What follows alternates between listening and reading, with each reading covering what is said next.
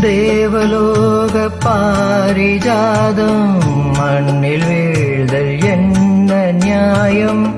எந்தன் பாதம் உள்ளில் போகும் மங்கை உந்தன் கால்கள்